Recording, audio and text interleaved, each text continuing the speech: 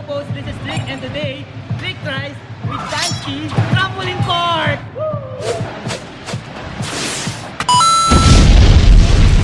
Trampoline Park PH is one of the first trampoline parks here in the Philippines. As the name suggests, puro trampoline na makita mo dito, perfect para sa mga gusto mag-feeling pagiging bata ulit.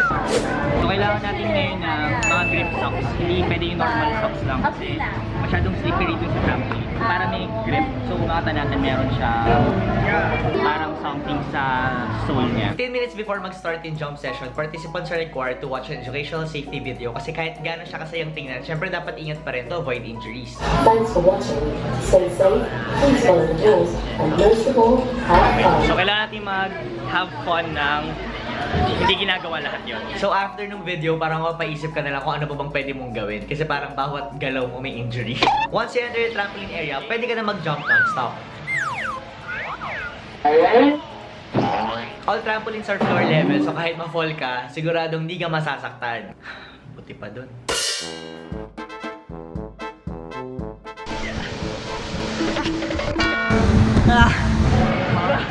Grabe! 5 minutes pa lang ayoko na. Nakapagod. If you feel tired, please leave the call. Ako napagod! Game! Akala mo super fun lang siya, pero pag na-try mo na ng first 5 minutes, sobrang nakakahingal siya. Kapag naka 1 hour na trampoline ka, you burn 1,000 calories.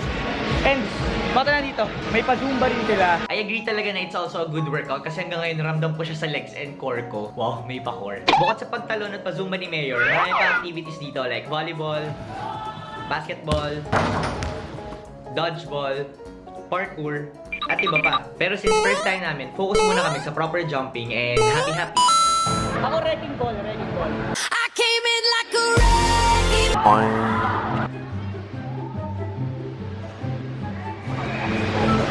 Guys, akala ko yung pinakamasayang part. Ang init-init niya. Mukha na akong dugyot. Mukhang kadiri na yung trampoline park. Kasi ganito pala kapawis yung mga naglalaro. So bring extra clothes pag pupunta kayo dito kasi baskilan ng labanan kahit aircon siya. Ito na yung DJ Beats. Paki-focus niya. Tuwing Friday, Saturday, and Sunday kapag 8 PM onwards, merong DJ Beats.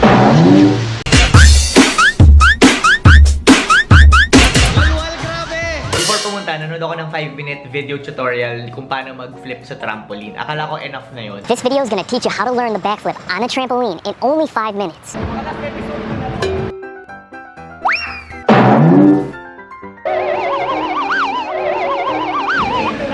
After a while, may dumating na isang batch ng mga bata. Tapos ang gagaling nilang tumambling kasi hiyang-hiya kami. Pero wala, competitive kami so hindi kami magkapatalo.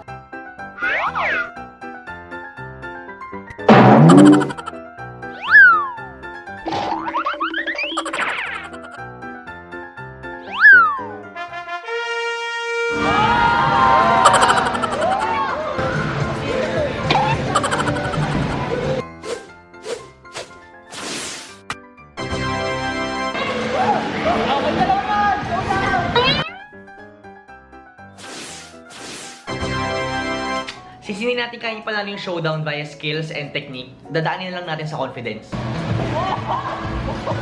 Good evening. Janina, how are you? I'm fine. I'm fine. Alright, so you won 2 of the major awards, Best in Long Jump, Best in Swimsuit. Do you feel any pressure right now? Do you feel any pressure right now? No, I don't feel any pressure right now. Confident, alright. I don't feel any pressure. Alright. I don't feel any pressure. Alright. I don't feel any pressure. Alright. Pero in the end, wala, mukhang talo talaga kasi ang dami-dami nilang rest back. That's it! As you've seen, Trampoline Park PH is a great experience for kids and kids at heart. Safe naman siya as long as you follow the park rules and hindi ka mag-a-attempt ng mga moves beyond your skills. Again, thank you Trampoline Park PH for inviting us and check out their website for more details. Special shoutout to Bansky who did the intro with me kanina and his wife Mai. Hello! Share ko lang yung sinimulan niyang kakaibang atake sa pag-vlog kasi akala ko indie film.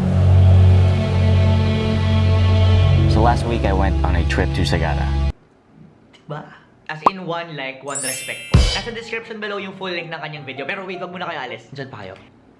That's it! I hope you enjoyed this video. And shoutout from last episode's question to Trish NC and Ate Hazel C. Hello po sa inyo. Sobrang interesting yung mga sagot nyo and kung pwede lang natin siyang i-compile at ibigay na suggestion to Mystery Manila. This episode's question is, kung magiging bata ulit kayo or magkakaroon kayo ng time na mag-summer workshop para makatuto ng isang skill, parang yung mga bata natin kanina, ang gagaling tumambling. Ano yun? Ako, sobrang fascinated ako sa ninjas hanggang ngayon. So I think any acrobatics or martial arts papatusin ko, kahit mga ganyang headstand or gymnastics, mga ganun. Pero bukod doon, I think pagluluto, hindi naman kailangan chef levels, pero I think basta tamang pang adulting lang. Let's see, mali natin maging trick try sa episode yan someday, sana. Kayo, i-comment nyo below yung sa inyo and I'll pick lock subscribers sa ma-shoutout natin sa ating next trick try sa episode. Yon, if this is your first time seeing me, welcome to my channel. For more traveling kajologsan and videos like this, subscribe to my channel and you may also follow me on my other social media accounts. That's it! See you next video! Bye, pose! I came in like it rain.